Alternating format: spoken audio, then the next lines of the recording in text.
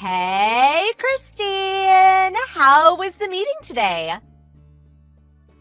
I don't think it went very well, to be honest. What? Oh, that's too bad! Does that mean your idea wasn't approved? You could say that, yeah. I'm very sorry. I had a front row seat on how you worked hard preparing for the meeting, too. I'm also shocked, honey. The time and dedication you put in the preparations were impressive. I guess that's true, isn't it? It took me probably 6 months. I was pretty convinced that this project would be approved after all. You've been saying that a lot these days. The past few weeks, you're staying at work until much later, burning the midnight oil night after night. You were really doing so well. I have nothing but respect for you, Christine. You're the hope among our peers, and I see you getting promoted sometime soon. It's a shame about what happened this time, but this is you we're talking about. You'll get another chance. I'm sure of it. Keep moving forward. Thank you, Ellen. You know what? Let's go out for a drink. My treat. And my reward to you for your hard work. How about it?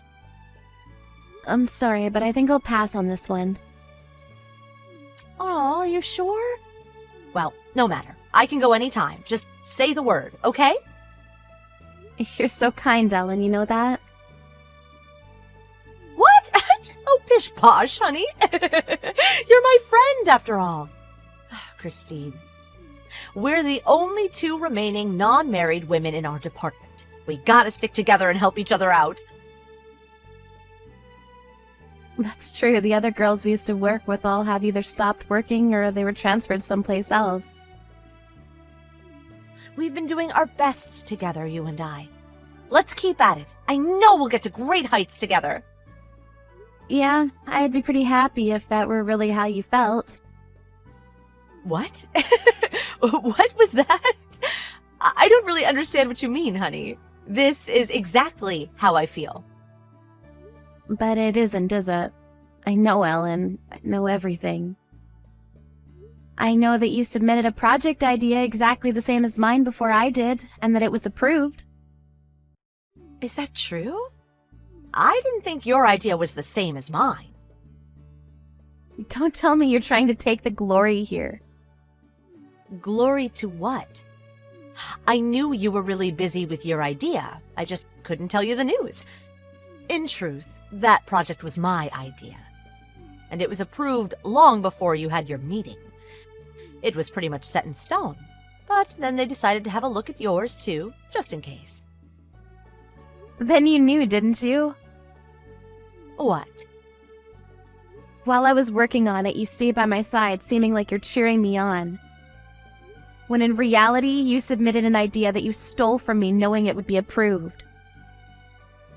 Huh. That's right. The presentations made everything clear, that idea was the chosen one. I'd known it was approved since yesterday. But you were never in the presentation, were you? They allowed me to present after I asked them. Because I'd come up with a really good idea, you see. I see. When did you have that brainstorm? Quite a while ago, I think. Maybe around this time last month. Stop lying. What? Last week while I was staying late at work, you were doing something at my desk, weren't you? After I'd come back from getting a few things, I called to you when I saw you. But you sounded panicked and quickly left for home. But that was my desk, wasn't it? Who knows? I sure don't. The fact that you came up with exactly the same idea as mine, and the fact that the presentation materials were pretty much identical. Don't you think that's a little strange? So what? Huh? I'm clearly the one more capable in this. So, what's wrong with me using your materials? Doesn't matter for the company, as long as the materials are solid enough, right? It means you stole from me, you know? Do you understand what that even means? It's not that I stole them, honey. I only borrowed them for a short time. Oh, you're so funny. You're like a walking bundle of nerves on edge. That's not funny at all. You think you're gonna get away with all this stealing and lying? In any case, my idea's been approved. So, could every sore loser, shut the hell up? Sore loser? Yeah. What a pitiful little angry puppy you are. Oh. My promotion's pretty much guaranteed, you know. You've been such an annoying thorn in my side, acting as though you're the best at everything. Miss Goody Two-Shoes has been pissing me off, for real. Even when you've been acting like such a good friend? We went out drinking together, often. I've never once thought of you as my true friend. I was only being your damn safety net, since everyone else also despises you. Perhaps you're the only one who's dumb enough not to notice. Yeah, I don't give a good goddamn about that. But everyone knows now. Knows about what? About how you royally screwed yourself over so much? That's impossible. Just because your own stupid idea wasn't approved doesn't give you any justification to be jealous. I'm way more qualified in this, so don't you worry about a thing. That project was quite the biggie, so I had to periodically report its progress to our boss, you see. And also, Mr. Horton was working on this with me, so all the data was also on his computer.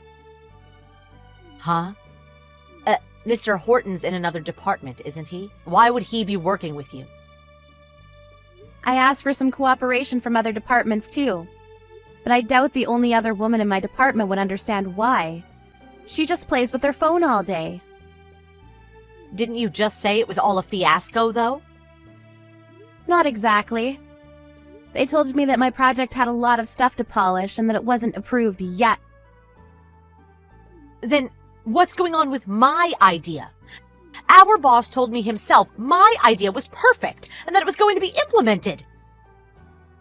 Even he thought something wasn't right about this. Your material was identical to mine, which he'd seen quite a few times before. It couldn't be a coincidence, so until he'd gotten up to date on my idea, he said he'd put the decision on hold. Really? Does that mean my idea hasn't been approved? My idea, my sweet patootie? You mean my idea. Christine's idea. Since the beginning, it was my idea. And Mr. Horton's.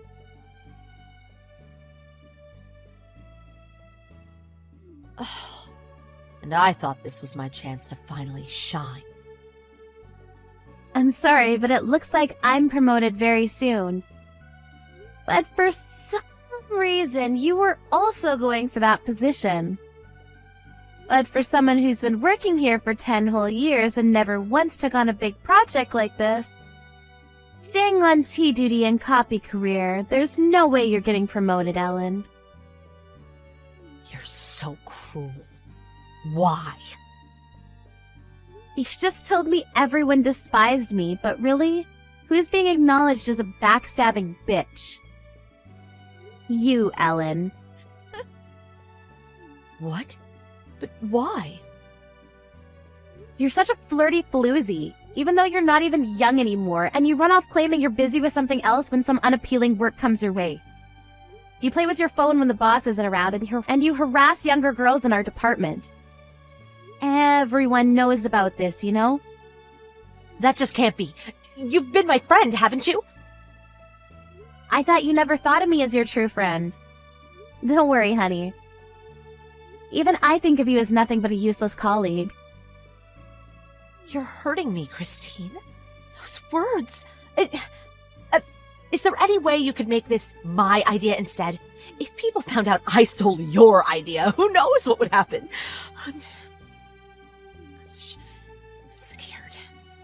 I'm so sorry, Christine, darling. I'll never do it again. I promise. I was only a little bit envious. Sorry, but I can't do that. You went home at the usual time, but everyone stayed at work afterwards.